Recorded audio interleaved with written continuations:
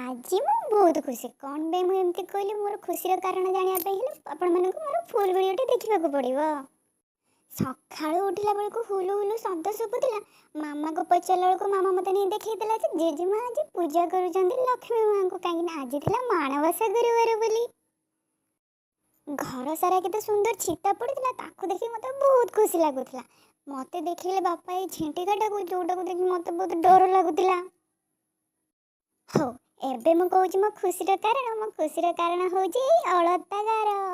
ହଁ, ପ୍ରଥମ ଥର ମୁଁ ମୋ ଅଳତା ଲଗେଇକି ମୁଁ ମୋ ନିଜକୁ ବହୁତ ସୁନ୍ଦର ମନେ କରୁଥିଲି। ଆଉ ଅଳତା ଲଗେଇ ଦେଇଛନ୍ତି ମୋ ଲିନୁ ବାପା, ଆଉ କିଏ ମ?